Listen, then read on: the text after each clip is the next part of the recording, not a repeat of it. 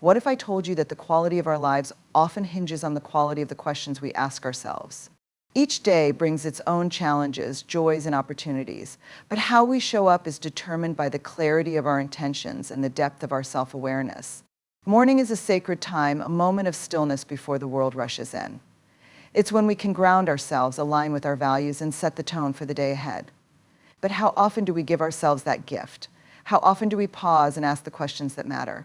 Today, I want to share with you 10 questions. These are not questions for others. They're not about fixing, controlling, or judging. These are questions for you designed to help you connect with your truest self, cultivate courage, and live with intention. What am I feeling right now and why? Close your eyes for a moment. Take a deep breath. Feel the air filling your lungs, the rise and fall of your chest. Now ask yourself, what am I feeling in this very moment? Is it calm? Is it worry? Is it excitement or perhaps something more complicated? Pause and notice. Let the answer come without force, without judgment. There's no such thing as a wrong feeling. Sometimes we resist this question because we're afraid of what we might find. We've been taught to push certain emotions away, to ignore sadness, to mask anger, to hide fear. But emotions aren't enemies. They're messengers. They're trying to tell us something. If you're feeling anxious, what's it about? Maybe there's something you're avoiding. Maybe it's an invitation to prepare, to slow down, or to face a truth you've been running from. If you're feeling joy, soak it in. Let it expand in your chest and don't rush to the next moment. Ask yourself why this joy is here. What brought it to you? What does it mean? When you name your emotions, you take their power out of the shadows. You give yourself permission to understand them. You also give yourself the space to respond, not just react. If you feel anger, ask yourself what boundary has been crossed. If you feel sadness, what loss are you grieving? If you feel hope, what possibility are you daring to believe in? Each emotion carries a story, and the story matters. But here's the key: don't judge yourself for what you feel. Emotions aren't good or bad, they just are. They're part of being human. So in the stillness of the morning, make this the first thing you ask yourself. What am I feeling right now and why? Sit with the answer. Let it teach you. And from that place of truth, take your first step into the day. What is one thing I can be grateful for today? Pause for a moment. Look around you. Notice the details: the warmth of the sunlight, the sound of a bird outside, the stillness in the air. Gratitude doesn't need to be big or grand. It lives in the small, quiet corners of your life. It could be the smell of coffee in the morning, the smile of someone you love, the feeling of a soft blanket wrapped around you. Gratitude is a bridge. It takes you from what you think you're missing to what you already have, from scarcity to abundance. When you name even one thing you're thankful for, something shifts, your perspective widens. The pressure you carry feels just a little lighter. The world seems just a little brighter. Gratitude doesn't erase problems, but it gives you a new way to face them. It reminds you that even in the hardest times, there is something good, something steady. Maybe you're grateful for your health today, or maybe it's the laughter of a child. Maybe it's simply the chance to start again, to wake up and try. And if today feels heavy, if gratitude feels far away, start small. Be grateful for the air you breathe, for the fact that your heart beats without you asking it to, for the strength you've shown, even if it doesn't feel like enough. Gratitude is not about ignoring what's hard. It's about holding both truths at once, the pain and the beauty, the struggle and the hope. So ask yourself right now, what is one thing I can be grateful for today? Say it out loud if you can. Write it down if you want to. Let that feeling of thankfulness settle in your chest. Because gratitude isn't just about noticing the good, it's about letting the good notice you too. What intention do I want to set for today? Take a moment.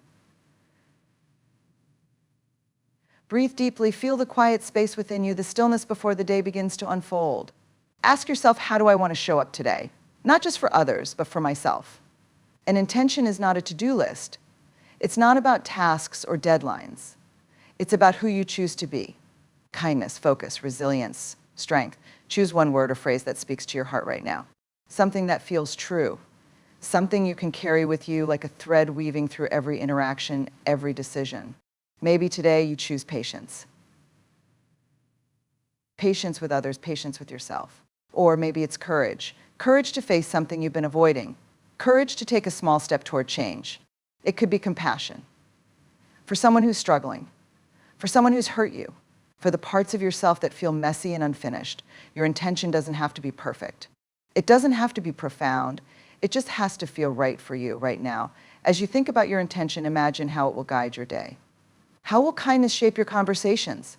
How will focus help you move through distractions? How will resilience keep you steady when things get hard? Your intention is like a compass. It points you toward the person you want to be, toward the life you want to create. Even if the day brings challenges, even if you stumble, your intention is always there. A quiet reminder, a soft nudge to realign. So before you step into the world today, pause. Ask yourself, what intention do I want to set? Say it aloud. Write it down, carry it with you, and let it shape the way you move through the hours ahead. Because how you show up today is the foundation of who you're becoming tomorrow. What is one thing I need to let go of to feel lighter? Close your eyes for a moment. Take a deep breath in. Now let it go. Feel the release in your chest and your shoulders and your body. Ask yourself, what am I carrying that no longer serves me? Is it fear? Fear of failure? Fear of what others might think? Fear of stepping into the unknown? Fear has a way of gripping us tightly, whispering stories that keep us small. Or maybe it's resentment, a heavy, lingering weight tied to past hurt or disappointment. A grudge you've held on to, hoping it would protect you, but instead it's only made you tired. It might be self-doubt. That quiet voice in the back of your mind telling you that you're not enough, that you're not ready, not capable, not worthy. But here's the truth, you don't have to carry these things. You can choose to set them down. Imagine placing them in front of you. See them for what they are.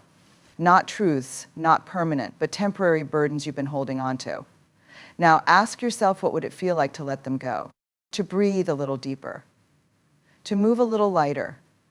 Letting go isn't about forgetting or pretending something didn't hurt. It's about making space. Space for healing. Space for peace. Space for something new to grow. Sometimes letting go is an act of courage. It means forgiving someone who hasn't apologized. It means forgiving yourself for mistakes you've made. It means choosing freedom over the comfort of familiar pain. So what is weighing you down today? Name it. Acknowledge it. And then imagine yourself releasing it. Let it drift away like a leaf on the wind. You don't have to carry everything. You have the power to decide what stays and what goes. Letting go is not about losing. It's about finding yourself beneath the weight of what you no longer need. What is one thing I can do today to honor my values? Pause for a moment and think about your values. What matters most to you? Is it kindness? Integrity? Family? Growth? Your values are like a North Star guiding you through life's noise and chaos. But they're not just ideas or words. They're meant to be lived, embodied in the choices you make, the way you treat others, and the way you treat yourself. So ask yourself, what is one thing I can do today to honor my values? If kindness is your value, can you speak to someone with warmth or patience? Can you lend a hand to someone who needs support? If integrity matters to you, can you make a choice today that aligns with your truth? Can you act in a way that reflects who you really are, even when no one is watching? If family is your value, can you carve out time for a loved one? A call, a hug, or even a small gesture that shows them they matter.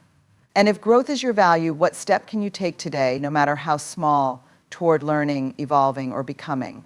Living in alignment with your values doesn't have to be dramatic. It doesn't require a grand gesture. Sometimes it's in the smallest acts. The way you show up to a conversation. The way you choose to listen instead of react. The way you carry yourself when no one else is around. When you honor your values, you're not just creating a better day, you're creating a better you. A version of yourself that feels steady and authentic. Because living out of alignment with what you care about creates conflict inside you. But when you act in harmony with your values, something shifts. There's a sense of ease, clarity, and purpose. So today, take a moment to reflect. What value is speaking to you right now? And what is one thing, just one thing you can do to live that value today? Even the smallest action has meaning when it comes from a place of purpose. And those small, intentional choices are what shape a meaningful life. Who can I show kindness or generosity to today? Take a moment and think about the people in your life. Picture their faces, hear their voices. Who comes to mind first? Maybe it's someone you see every day, a family member, a friend, someone you care about but haven't reached out to in a while. Or maybe it's a stranger you'll cross paths with today, the barista handing you your coffee, the colleague you usually rush past in the hallway. Kindness doesn't have to be a grand gesture. It could be as simple as a smile, a genuine compliment, a moment of your time. Generosity doesn't always mean giving money or material things. Sometimes it's your attention, your patience, your willingness to listen when someone needs to be heard. Think about the impact of these small acts. A kind word can brighten someone's entire day. A thoughtful gesture can remind someone that they matter. And here's the secret, it changes you too. When you show kindness, you connect to something bigger than yourself.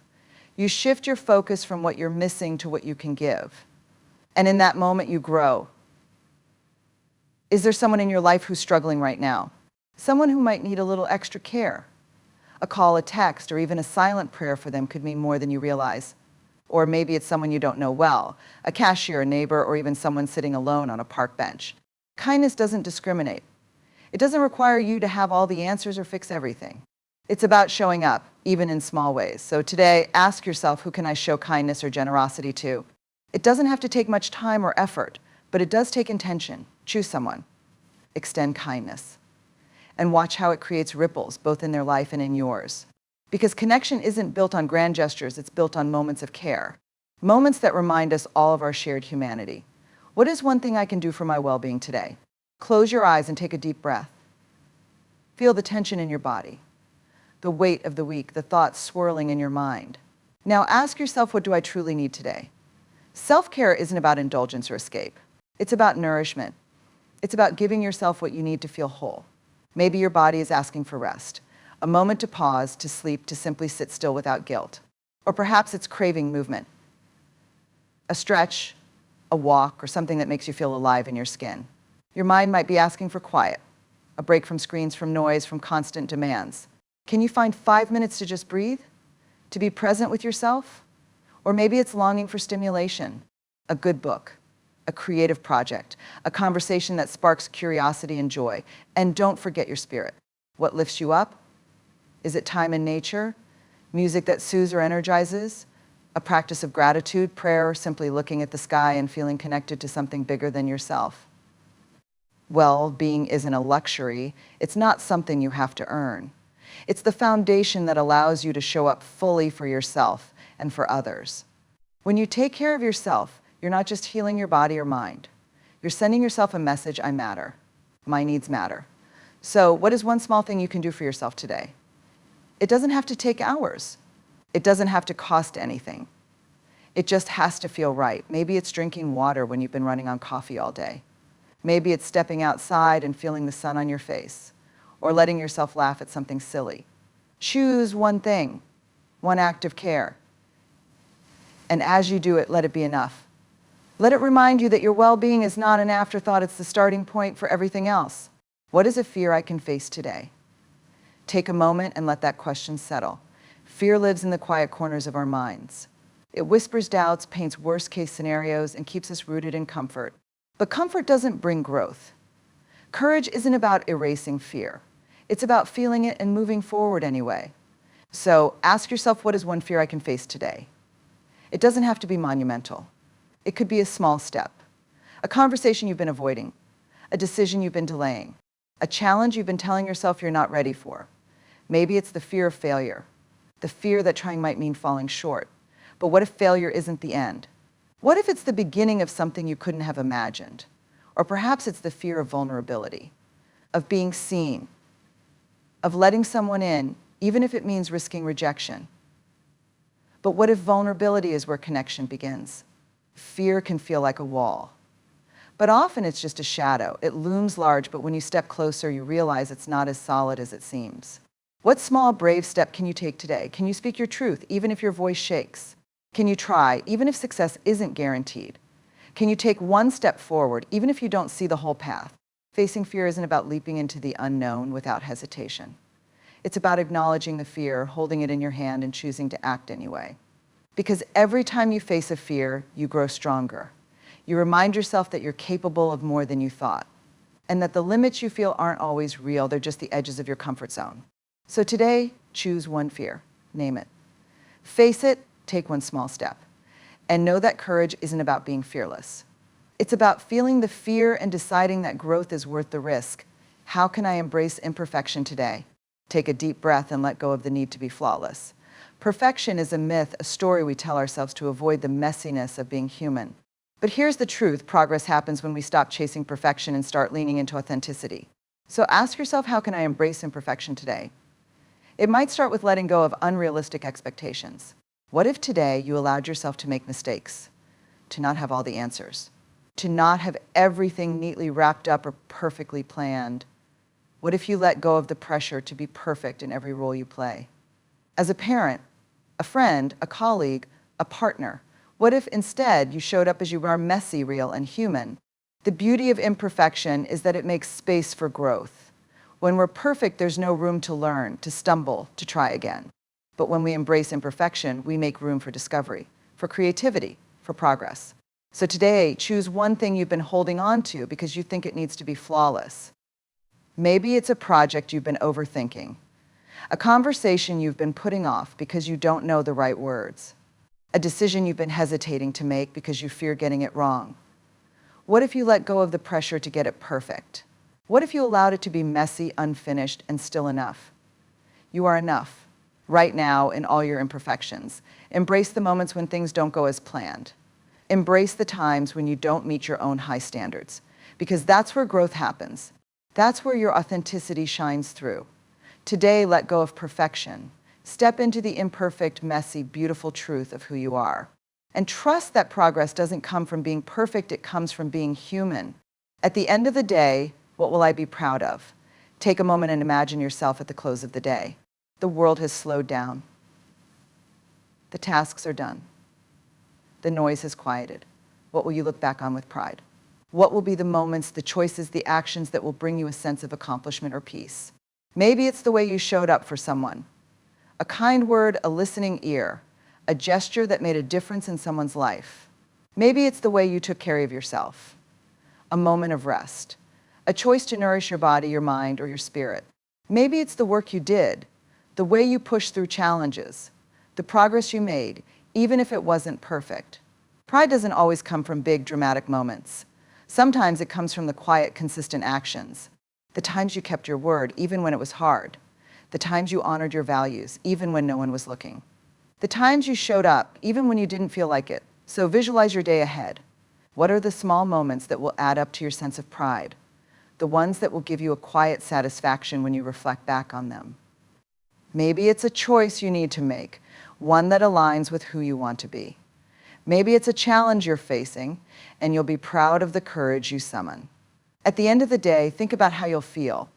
Will you feel proud of the way you handled a difficult situation? Will you feel proud of the way you took care of yourself and others? Whatever it is, trust that pride doesn't always come from perfection. It comes from doing your best, even in imperfect circumstances. So today, choose the actions that will fill you with pride when the day is done.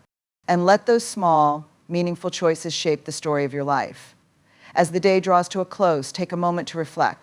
What will you be proud of? Not the big achievements, but the small intentional choices that align with who you truly are. The way you showed up for yourself and others. The courage you found in the face of fear. The kindness you offered without expecting anything in return. Remember, pride comes not from perfection, but from living authentically, from choosing progress over perfection, connection over isolation, and growth over comfort. So as you move through your day, keep asking yourself these questions. What am I feeling? What am I grateful for? What's one small step I can take toward growth? And at the end of the day, let your heart be full of pride for your humanity, for your courage, for your capacity to choose love, kindness, and authenticity. And know that every small act of intention is shaping the person you are becoming. You are enough, and you are on your way.